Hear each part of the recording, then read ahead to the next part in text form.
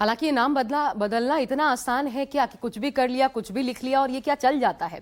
Hindu surname जोड़ने की वजह हालांकि अभी तक समझ से परे है और जो दलील ऐसा करने वाले मुस्लिम युवक दे रहे हैं वो गले उतरते नहीं।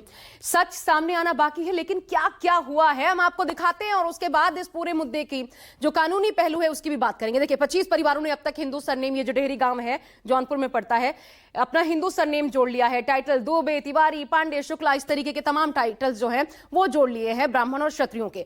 पूर्वजों के ब्राह्मण और क्षत्रिय होने का अब ये तर्क दे रहे हैं। ऐसा करने वाले तमाम लोग कह रहे हैं 7 से 8 पीढ़ी पहले उनके पूर्वजों ने अपना धर्म परिवर्तन किया था और अपनी जड़ों, मूल पहचान से जुड़ने के लिए उन्होंने ये कदम अब उठाया है। कैसे कर रहे हैं ऐसा, ये वो भी देखिए। शादी कार्ड में नाम जोड़कर इन्होंने शुरुआत की है ताकि लोगों को पता चल पाए, जबकि कानूनन ऐसा करना गलत है। कानून क्या कहता है, जो विधि के जानकार हैं उनके निगाह में वो क्या बताते हैं, हम आपको वो ही बताएंगे। लेकिन उसके पहले सरकारी दस्तावेजों में भी अब हिंदू सरनेम जोड़ने की तैयारी ये कर रहे हैं, जो कि बिना धर्म परिवर्तन किए कानूनी रूप से मुमकिन नहीं। तो फिर रास्ता क्या है, कैसे बदला जा सकता है सरनेम, हम आपको दिखाते हैं। देखिए, जो कानून के जानकार बताते हैं उसे समझिए कैसे बदला जा सकता है सरनेम। पहला, सबसे पहले अनिवार्यता शर्त यह है कि धर्म परिवर्तन होगा, आर्य समाज में या फिर जिस भी धर्म की तरफ आपका रुझान है उस अनुसार। और इसके बाद क्या करना होता है, कोर्ट में जाकर के एफिडेविट लगाना होगा, कोर्ट में एफिडेविट देना होता है और कि तब तक ये नाम था आपको बताना होगा, अब इस नाम से जाना जाए, ये कोर्ट की तरफ से मोहर लगेगी कि आपकी पहचान अब बदल गई है। इसको लेकर के सर्टिफिकेट आपके नाम पर जारी किया जाएगा। उसके बाद फिर आपकी जिम्मेदारी अखबारों में नोटिफिकेशन छपवाना आपको होगा ताकि लोगों तक जानकारी पहुंचे। और इतनी प्रक्रियाओं से गुजरने के बाद तब जाकर के कोई भी डॉक्यूमेंट में नाम बदलवा सकता है। जो आखिरी चरण आता है, डॉक्यूमेंट में नाम बदलवाना होगा। जो ये चाह रहे हैं कि अब इनके डॉक्यूमेंट में नाम बदल जाए, लेकिन इस्लाम धर्म अपनाते रहेंगे, उसी का पालन करेंगे। हालांकि जो संभव नहीं है, नाम बदलवाना है तो धर्म परिवर्तन करना है।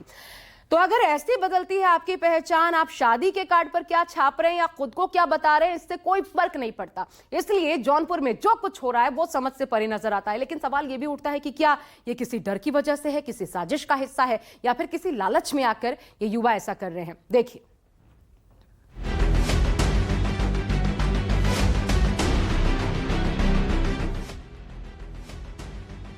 जौनपुर के डेहरी गांव की तस्वीर भले ही आपसी सौहार्द की कहानी बयां करती हो, लेकिन इस तस्वीर को लेकर अलग अलग तरह के दावे भी किए जा रहे हैं, जिसकी वजह बना है यूपी का वर्तमान राजनीतिक परिदृश्य।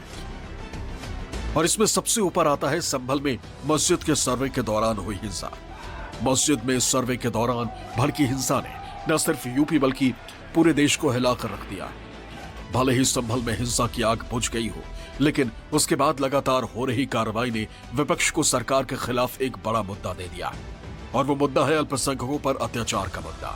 संभल हिंसा को लेकर विपक्ष ये नैरेटिव सेट करने में लगा है कि सरकार जानबूझकर अल्पसंख्यक समुदाय को अपना निशाना बना रही है, जिसको लेकर अखिलेश लगातार सत्ता पक्ष पर हमलावर भी है। जो कुछ संभल में हुआ है, पहले दिन जब सर्वे हुआ किसी को आपत्ति नहीं थी, सभी लोगों ने मिलकर के सर्वे कराया।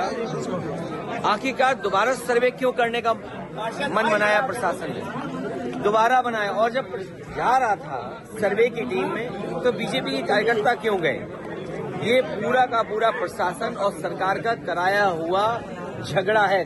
अन्याय अगर किसी ने किया है तो सरकार और प्रशासन ने मिलकर किया है। आज बेरोजगारी बढ़ी है, महंगाई बढ़ गई है, सिलेंडर की कीमत बढ़ी है, बिजली महंगी है। किसान को जब डीएपी की जरूरत है, खाद की जरूरत है, उसकी पैदावार की सही कीमत मिल जाए तब सरकार नहीं दे पा रही है। इन तमाम नाकामियों को छिपाने के लिए जानबूझ करके भारतीय जनता पार्टी ये साजिश करती है, षड्यंत्र करती है। उसी के लोग किसी न किसी संस्था के माध्यम से ये खाई पैदा करना चाहते हैं और खासकर मुस्लिम और हिंदू की एकता को खत्म करना चाहते हैं।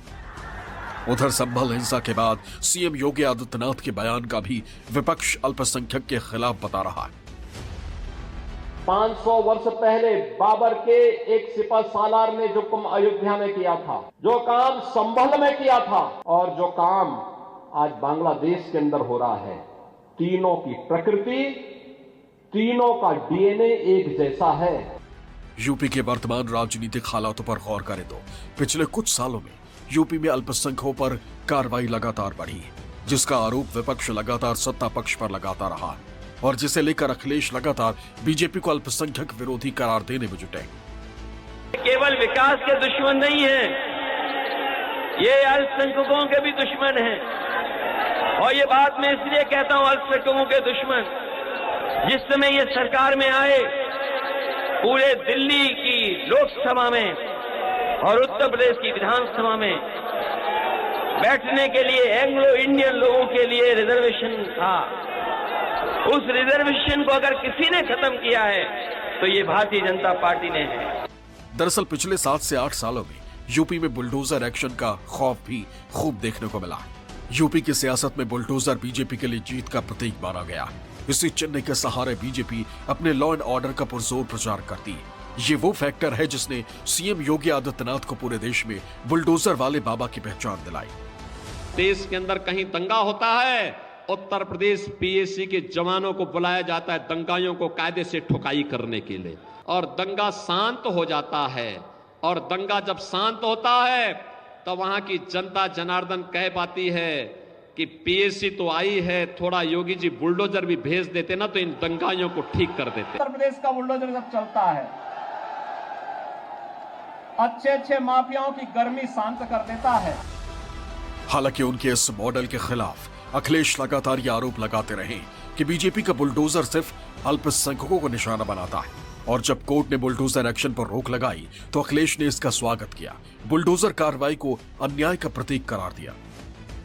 इस सरकार का जो बुलडोजर प्रतीक बन गया था,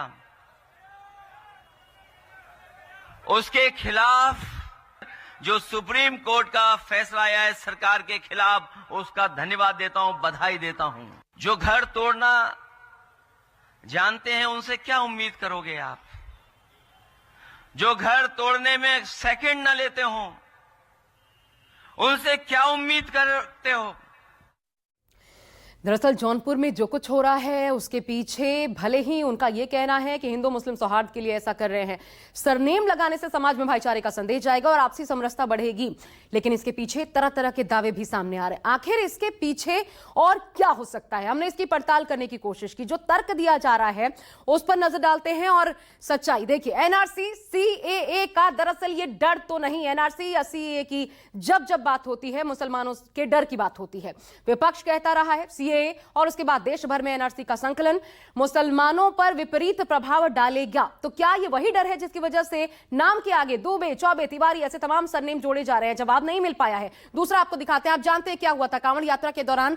नेम प्लेट के विवाद का असर जाहिर तौर पर सीधा असर रोजी रोटी पर पड़ता है। तो आगे क्या दुबे, चौबे इस प्रकार के सरनेम शुक्ला जोड़ने से इसमें बदलाव आएगा? क्या यह सोच है? वोटिंग के दौरान हिंदू मुस्लिम विवाद से भी बचना होगा और इसके साथ साथ यह कारण हो सकता है कि संभल बहराइच जैसी घटना का असर तो नहीं, लेकिन कारण कोई भी हो, देश की सेकुलर पहचान पर ऐसे मामले एक आघात की तरह हैं जिनका सच सामने आना ही चाहिए। एक छोटा सा ब्रेक ले रहे हैं, आप देखते रहिए न्यूज़ 24।